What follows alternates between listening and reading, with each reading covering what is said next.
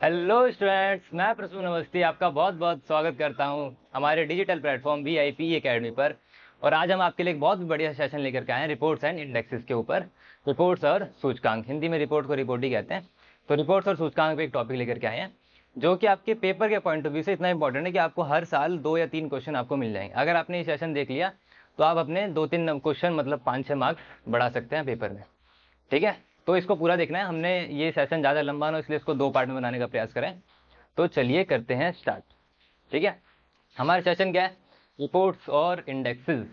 तो हमने इस रिपोर्ट्स को या इंडेक्सेस जितने भी इंटरनेशनली या नेशनली जितने भी प्रकाशित होते हैं, पब्लिश होते हैं, उनको कुछ कैटेगरी में डिवाइड करा है।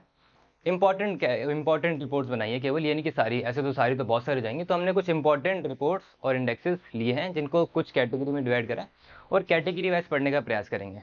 ठीक है, तो चलिए करते हैं स्टार्ट। तो हमने 3 कैटेगरी बनाई है बेसिकली रिपोर्ट्स और इंडेक्सेस की। रिपोर्ट्स और इंडेक्सेस की 3 कैटेगरी आपको दिख रही है बोर्ड पर। क्या क्या लिखी है? पहली आपको दिख जाएगी यूएन के द्वारा प्रकाशित। किसके द्वारा प्रकाशित? यूएन के द्वारा प्रकाशित। कौन सी दिख जाएगी? यूएन के द्वारा प्रकाशित। तो पहली रिपोर्ट कौन प्रकाशित हमने कैटेगरी बनाई? यूएन, मतलब संयुक्त राष्ट्र के द्वारा प्रकाशित कौन कौन सी होती है, उनकी संस्थाएं जो भी उनके द्वारा प्रकाशित कौन कौन सी होती है। दूसरी है डोमेस्टिकली। डोमेस्टिकली वर्ड का मतलब होता है घरेलू, मतलब हमारे देश के अंदर कितनी भी रिपोर्ट बनती है जो इंपॉर्टेंट है उनको हमने डोमेस्टिकली में डिवाइड कर दिया। और इनके अंदर जो लिखा हुआ, ये लिखा हुआ है कौन कौन सी संस्थाएं हैं। अभी हम देखेंगे यूएनडीपी संस्था, यूनेस्को, यूनिसेफ, आईएलओ क्या क्या होता है और ये क्या क्या रिपोर्ट्स बनाती है, उससे क्या क्या इंडेक्स आते हैं। रिपोर्ट तो बेसिकली होती है किसी की टॉपिक के बारे में, किसी सेक्टर के बारे में एनालिसिस करना होता है। और जो इंडेक्स होता है, इंडेक्स रैंकिंग देता है, पहले नंबर पे कौन है, दूसरे पे कौन है, तीसरे पे कौन है। इंडेक्स क्या होता है? रैंकिंग देता है, सूचकांक रैंकिंग देता है। और तीसरी हमने बनाई है इन्वायरमेंट। क्या बनाई है? इन्वायरमेंट।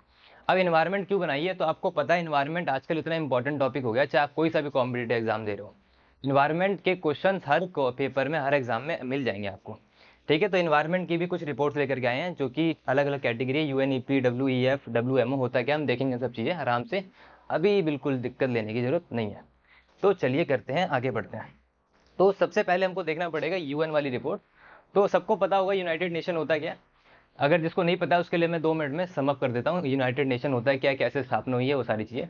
यूनाइटेड नेशन को हिंदी में बोलते हैं, या इसको यूनाइटेड नेशन ऑर्गेनाइजेशन भी कहते हैं, यूएनओ भी कहा जाता है, संयुक्त राष्ट्र संघ। इसकी स्थापना आप सभी को पता होगा 1945 में हुई थी। लेकिन इसकी कुछ कहानी है, तो ना थोड़ी सी इतिहास में वापस चलते हैं और देखते हैं कि भाई क्या कहानी है, कैसे ये बना था। तो कहानी इसकी ये है, आप सभी को पता होगा कि 1914 से 1914 से 1918 क्या हुआ था? वर्ल्ड वॉर वन, प्रथम विश्व युद्ध हुआ था। अब प्रथम विश्व युद्ध हुआ था तो उसमें हुआ क्या था? यूरोप के 2 गुट हो गए थे, 2 गुट आपस में लड़ गए थे। और 1918 में ये युद्ध समाप्त हुआ, सभी को पता है। और उस समय हम गुलाम थे ब्रिटेन के, तो हम भी एक तरीके से ब्रिटेन के अंतर्गत हमारी सेना, हमारे लोग भी जाकर के लड़ रहे थे। तो इसकी स्थापना 1918 में हुई और 1918 में एक ट्रीटी हुई थी, एक संधि हुई थी जिसको बोला जाता है वर्साई की संधि। उस वर्साई की संधि के द्वारा इस युद्ध की या प्रथम विश्व युद्ध की समाप्ति की घोषणा हुई। अब समाप्ति की घोषणा होगी तो सब लोगों ने चाहा कि भाई ऐसे युद्ध हो जाएंगे तो बहुत भयानक हो जाएंगे, पूरी दुनिया का विनाश कर सकते हैं। तो उसके लिए एक संस्था का निर्माण किया गया जिसको बोला गया लीग ऑफ नेशन। क्या बोला गया? League of nation. यहां लिख देता हूं मैं, लीग ऑफ नेशन।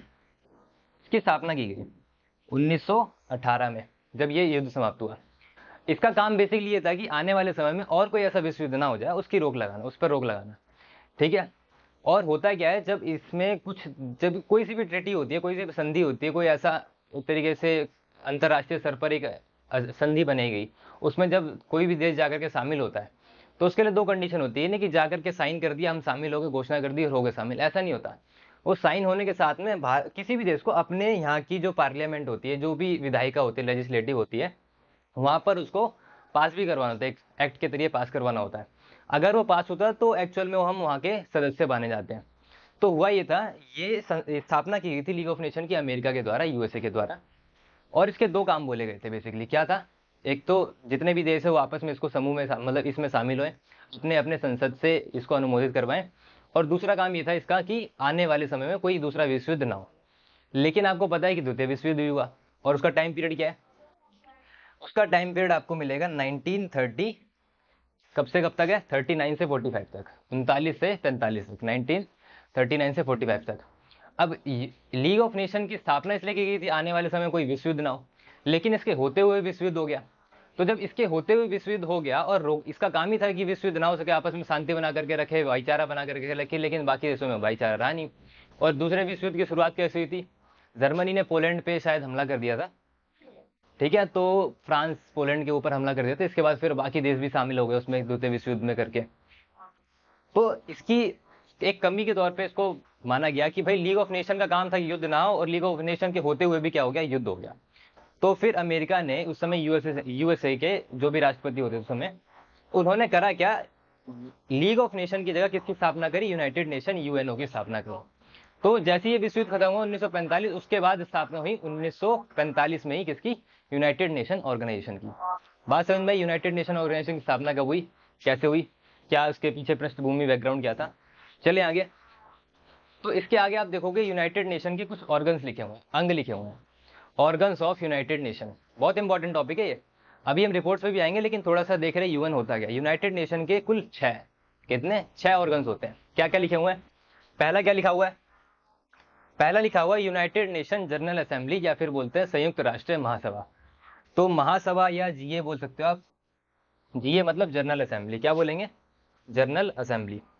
पहली है यूनाइटेड नेशन जनरल असेंबली, ये बेसिकली पूरे पूरे विश्व के लेवल पे एक संसद की तरह काम करती है।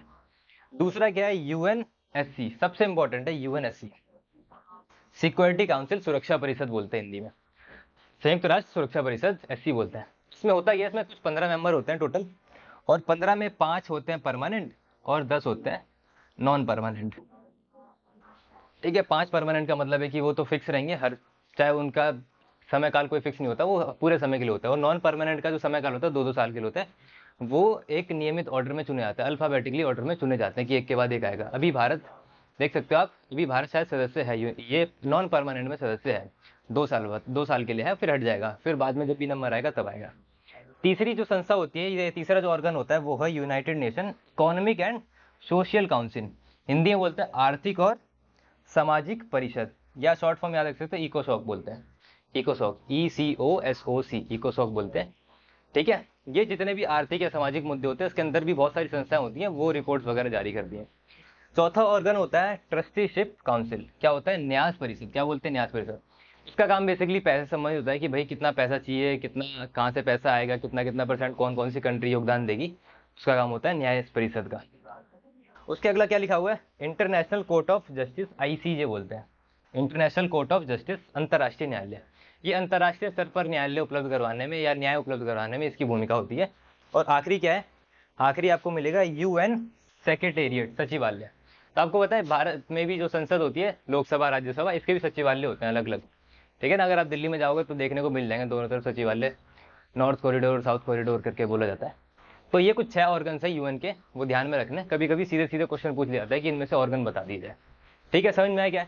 स्क्रीनशॉट लेना है तो फटाफट ले लीजिए। ठीक है, चलिए आगे। तो आगे हमको देखना है फिर रिपोर्ट्स, क्या देखना है, रिपोर्ट्स। तो देखो क्या है, तो हमने कुछ रिपोर्ट्स बनाई है, ये कैटेगरी ये चल रही है अभी यूएन वाली, फिर आएगी डोमेस्टिकली, फिर आएगी एनवायरमेंट वाली। तो यूएन की कैटेगरी बनाई है। यूएन में पहला लिखा क्या है, यूएन में एक संस्था का नाम लिखा है सबसे पहले, जो कि नाम है यूनाइटेड नेशन डेवलपमेंट प्रोग्राम। क्या नाम लिखा है, United Nation Development Programme, UNDP। एक संस्था होती है ये एक रिपोर्ट जारी करती है, सबसे इंपॉर्टेंट है भाई, इंपॉर्टेंट रिपोर्ट क्यों है, एक रिपोर्ट जारी करते हैं जिसका नाम है ह्यूमन डेवलपमेंट रिपोर्ट, मानव विकास सूचकांक, मानव विकास रिपोर्ट। क्या है, मानव विकास रिपोर्ट, ह्यूमन डेवलपमेंट रिपोर्ट। अब इसकी ब्रैकेट में 3 वर्ड लिखे हैं, एजुकेशन, हेल्थ और स्टैंडर्ड ऑफ लिविंग। ये इसके 3 पैरामीटर होते हैं, एजुकेशन मतलब शिक्षा, स्वास्थ्य और जीवन स्तर क्या है, इन 3 आधारों पर ये रिपोर्ट बनती है कि कौन सा देश कितना बढ़िया कर रहा है इन क्षेत्रों में। बात समझ में, ये पूरे मानव का विकास, उसके उस देश में, उस राष्ट्र में कैसे मानव का विकास हो रहा है उसके बारे में रिपोर्ट आती है। अब इस रिपोर्ट पे HDR पे कुछ 4 या 5 हमारे सूचकांक बनते हैं, HDR पे 4 या 5 सूचकांक बनते हैं। इसी एक रिपोर्ट पर देखो, सूचकांक जो होते हैं वो रिपोर्ट के आधार पर बनते हैं, फिर उसमें रैंक दी जाती है, कौन कौन सी रैंक होती है। बात समझ में आई क्या? तो इसमें 4 इंपॉर्टेंट इंडेक्स बनते हैं, जिसका नाम है HDI, ह्यूमन डेवलपमेंट इंडेक्स। क्या नाम है, ह्यूमन डेवलपमेंट इंडेक्स, मानव विकास सूचकांक। बात समझ में क्या बोल रहा हूँ? अब मानव विकास सूचकांक जारी करती है इस रिपोर्ट के आधार पर, और ये रिपोर्ट कौन निकालता है, UNDP। मानव विकास सूचकांक अगर आप देखोगे तो इसमें भारत की जो रैंक है लास्ट, मतलब अभी जो रिपोर्ट लास्ट आई है 2023 की, उसमें भारत की रिपोर्ट आपको मिल जाएगी, रैंक मिल जाएगी 132। कितनी रैंक है? 132, और टोटल 191 कंट्रीज में से। पहले नंबर पे नॉर्वे है, भारत 132वें नंबर पे है, बहुत पीछे अभी तो, ठीक है, मानव विकास के मामले में, और नॉर्वे है पहले नंबर पे। पहले पे कौन है? नॉर्वे। और नॉर्वे आपको पता है यूरोप की एक कंट्री है, तो पहले नंबर पे नॉर्वे, और भारत कौन से रैंक पर है? 132वें। दूसरा क्या है? IHDI। IHDI का मतलब है इनइक्वालिटी एडजस्टेड। इनइक्वालिटी मतलब जो असमानता होती है उसको समायोजित करने के बाद HDI बनाया गया। HDI इनइक्वालिटी एडजस्टेड है। इनइक्वालिटी मतलब असमानता समायोजित ह्यूमन डेवलपमेंट इंडेक्स, ठीक है। ये बेसिकली भारत में जो भी किसी भी देश में जो भी आर्थिक असमानता है, सामाजिक असमानता है, उसको शामिल करते हुए बनाया जाता है। तो इससे बढ़िया पैरामीटर क्या हो जाता है? IHDI हो जाता है। बात समझ में क्या? उसी में रैंक बता रहे हैं जो ज़्यादा इंपॉर्टेंट है, ठीक है। तीसरा वाला क्या है? MPI, most important. जितने भी स्टार हो स्टार मार्क कर लेना, 2 3 4 5। MPI का मतलब होता है मल्टी डायमेंशनल पॉवर्टी इंडेक्स, बहुआयामी गरीबी सूचकांक या निर्धनता सूचकांक। मल्टी डायमेंशनल मतलब गरीबी जो होती है केवल एक आधार पे नहीं होती सीधी सीधी कि बता दो भाई ये गरीबी रेखा, इससे ऊपर तो अमीर, इससे नीचे तो गरीब, ऐसा नहीं होता। गरीबी भाई बहु पैमाने पर देखी जाती है, तो MPI है। अब MPI ध्यान में रखना है, ये केवल अकेला UNDP नहीं निकालता है, UNDP के अलावा दो संस्थाएं और है। एक का नाम है ऑक्सफर्ड पॉवर्टी, और एक का नाम क्या है? Human development initiative. ये दो नाम याद रखने पड़ेंगे आपको। UNDP के अलावा दो संस्थाएं और है, ऑक्सफर्ड पॉवर्टी और ह्यूमन डेवलपमेंट इनिशिएटिव। ये तीन संस्थाएं मिल करके मल्टी डायमेंशनल पॉवर्टी इंडेक्स को निकालती हैं। और अगर आप रिसेंटली इसकी रिपोर्ट देखोगे 2023 की, तो इसमें भारत की रैंक आपको मिल जाएगी 62। कितनी रैंक मिल जाएगी? 62। टोटल कंट्री देखें तो टोटल कंट्री है 127। 127 में से 62वीं रैंक भारत की है। समझ में आ गया? और इसी एक रिपोर्ट के आधार पर एक चौथा इंडेक्स बनता है जिसको बोलते हैं हम जेंडर इनइक्वालिटी इंडेक्स। जेंडर मतलब मेल फीमेल, और जो तीसरा जेंडर होता है, इसमें कितने आधार पे असमानता है ये बताया जाता है। तो अगर आप रिसेंटली वाली रिपोर्ट देखोगे तो इसमें आपको भारत की रैंक मिलेगी 127। बहुत पीछे है भाई, मतलब टोटल 146 देश हैं, उसमें से 127वें नंबर पे हम आ रहे हैं। रैंक तो बढ़िया होती है ना अगर हम टॉप में आ रहे हैं, ये 127वें नंबर पे आ रहे हैं, मतलब जेंडर के मामले में यहाँ पर बहुत भेदभाव होता है भारत में। बात समझ में आई क्या? तो ये कुछ रिपोर्ट मैंने बताई है आपको, किस आधार पे बताइए? UNDP के आधार पे बताइए। तो UNDP के लिए एक रिपोर्ट है HDR ह्यूमन डेवलपमेंट रिपोर्ट, उसके 4 सूचकांक है, ठीक है। समझ में आ गया? चले आगे। तो UNDP के अलावा आपको मिलेगा यूनेस्को। यूनेस्को की एक रिपोर्ट या दो रिपोर्ट जारी करता है, मेन जो इंपॉर्टेंट रिपोर्ट होती है। यूनेस्को की फुल फॉर्म क्या होती है?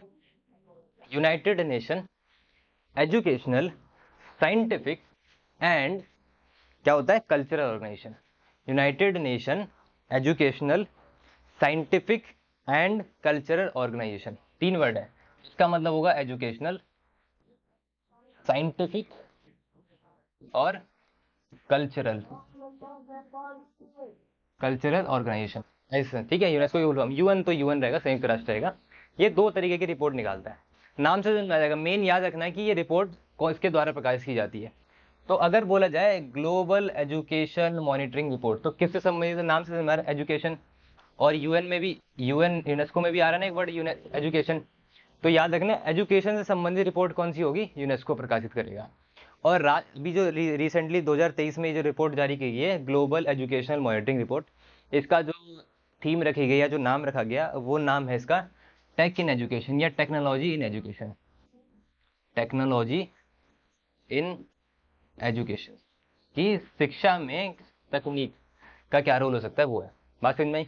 और दूसरी रिपोर्ट है state of education report for India. ये तो इंडिया के लिए 2022 की रिपोर्ट है रिसेंटली। तो इंडिया वाली तो वैसे भी आपको इंपॉर्टेंट याद रखनी है, और इसका जो थीम है या फिर आप नाम बोल सकते हो वो है AI इन इंडिया। AI समझते हो क्या होता है? Artificial intelligence. तो AI इन इंडिया ये इसका नाम है। बात समझ में गया? स्क्रीनशॉट लेना है तो ले लीजिए, अगर लिख रहे हैं तो लिख लीजिए फटाफट से, ठीक है। चलिए आगे। तो आगे एक देखते हैं फटाफट से दूसरी रिपोर्ट, जिसका नाम क्या है? यूनिसेफ। यूनिसेफ का नाम आपको पता है फुल फॉर्म? तो कमेंट में एक बार फटाफट से कमेंट करके बताइए यूनिसेफ की फुल फॉर्म। बेसिकली ये जो काम करता है चिल्ड्रन के लिए काम करता है, किसके लिए? बच्चों के लिए काम करता है। तो अगर आप फुल फॉर्म देखोगे तो UN तो रहेगा ही, साथ में इंटरनेशनली चिल्ड्रन एमरजेंसी फंड करके है। क्या फुल फॉर्म है? इंटरनेशनली चिल्ड्रन एमरजेंसी फंड है, ठीक है। तो ये दो रिपोर्ट निकालता है, remote learning reachability report remote learning reachability report, और दूसरी क्या है, children climate risk index. 2 report निकालता है। पहली रिपोर्ट में समझ ये बताया मैंने, चिल्ड्रन से संबंधित, किसके, बच्चों के अधिकारों से संबंधित है, बच्चों के अधिकारों से संबंधित है। तो नाम क्या है, रिमोट लर्निंग रीचेबिलिटी रिपोर्ट। ये काम क्या करेगी, नाम से क्या समझ में आ रहा है, रिमोट का मतलब होता है दूर से, दूरस्थ। लर्निंग मतलब ऐसी पढ़ाई करनी है जो दूर से करनी है, जैसे कि ऑनलाइन जो आजकल कोविड के बाद चलने लगा है बहुत। सो रिमोट लर्निंग, उसमें कितने रीचेबल है, मतलब कितना प्राप्त कर पा रहे हैं, कौन सा देश कितना रिमोट लर्निंग में अच्छा है। रिमोट लर्निंग जैसे आजकल अभी आपकी क्लास चल रही है यूट्यूब पे, तो ये क्या है, रिमोट लर्निंग हो रही है, दूर से आप अपने घर बैठ करके यहाँ पढ़ रहे हैं। तो रिमोट लर्निंग में कौन सा देश कितना आगे है, वो रिपोर्ट जारी करता है। दूसरी है children climate risk report, climate change का, जलवायु परिवर्तन का बच्चों पे क्या रिस्क हो रहा है वो रिपोर्ट आता है। और ये निकालता है एक संस्था है फ्राइडे फॉर फ्यूचर करके, इसके साथ मिलकर के निकालता है, मतलब अकेले नहीं निकालता है, 2 संस्थाएं मिलती हैं, UNICEF plus Friday for future, ये दोनों मिलकर बनाती है एक report, children climate risk report. तो चिल्ड्रन संबंधित क्यों निकालेगा, यूनिसेफ निकालेगा। बात समझ में क्या है, चले आगे देखो, आगे एक और रिपोर्ट देखते हैं। आईएलओ, आईएलओ की फुल फॉर्म बताए सबको, आईएलओ की फुल फॉर्म बताओ फिर फटाफट से कमेंट करके, ठीक है। आईएलओ की फुल फॉर्म चलो मैं ही बता देता हूँ। आईएलओ की फुल फॉर्म है इंटरनेशनल लेबर ऑर्गेनाइजेशन, अंतरराष्ट्रीय श्रम संघ। आईएलओ की जो स्थापना हुई थी, बताओ कि कमेंट करके कब हुई थी। तो आईएलओ की स्थापना का वर्ष है 1900, क्या होगा 19, क्या होगा 1919। पीछे आ गए हम, तो इस वाली से स्लाइड पे चलते हैं। और आईओली की स्थापना का वर्ष कब है, 1919। और इसका अगर आप मुख्यालय देखोगे तो जिनेवा में है। कहाँ पर है, 1919 और जिनेवा, जिनेवा में इसका मुख्यालय है। कि एक रिपोर्ट इंपॉर्टेंट है जो कि है ग्लोबल वेज रिपोर्ट, आपको वैसे ही पता चल रहा है, लेबर ऑर्गेनाइजेशन है तो श्रम से संबंधित श्रम अधिकारों की बात करेगी। तो ग्लोबल पूरे वैश्विक स्तर पर वेज रिपोर्ट कि कितना न्यूनतम वेज होना चाहिए, उसके आधार पर ये बताता है, एक रिपोर्ट निकालता है, इसका नाम है ग्लोबल वेज रिपोर्ट। तो इतना याद रखना है, आईएलओ कौन सी रिपोर्ट निकालता है, ग्लोबल वेज रिपोर्ट निकालता है। बात समझ में आई क्या, तो आपको इतना याद रखना है कौन सी रिपोर्ट कौन प्रकाशित करता है। इस वीडियो में आपको सारी चीजें मिल जाएंगी, टेंशन वाली बात है नहीं। आगे क्या है, एक यूएन वाटर करके है, यूएन वाटर नाम से क्या समझ में आ रहा है, वाटर से संबंधित रिपोर्ट निकालेगा। और वाटर से संबंधित से एक रिपोर्ट निकालते हैं जिसका नाम है वर्ल्ड वाटर डेवलपमेंट रिपोर्ट, कि दुनिया में पूरे वर्ल्ड में वाटर का कैसे कैसे कितना कितना यूज होता है और कितना वेस्टेज होता है, उसके बारे में बताता है। आपको तो वैसे ही पता है कितना हम पीने के लिए पानी है, करीब 0 पॉइंट कुछ परसेंटेज, मतलब 1% से भी कम है जो शुद्ध पीने योग्य पानी है, और उसको भी हम कितना वेस्ट कर रहे हैं। तो उसके ऊपर एक रिपोर्ट निकालते हैं यूएन वाटर करके एक संस्था है, और रिपोर्ट का नाम क्या है, वर्ल्ड वाटर डेवलपमेंट रिपोर्ट। तो याद रखे, याद रहेगा यूएन वाटर कौन सी रिपोर्ट निकालता है। बात समझ में क्या, तो ये वाली पार्ट जो है इसको यहीं समाप्त करते हैं, यूएन वाली हमने एक पार्ट कर लिया है, ठीक है। तो बाकी जो 2 पार्ट रह गए, एक रह गया डोमेस्टिकली और एक एजुकेशनली, उसको करते हैं हम सेकंड पार्ट में जल्दी, ठीक है।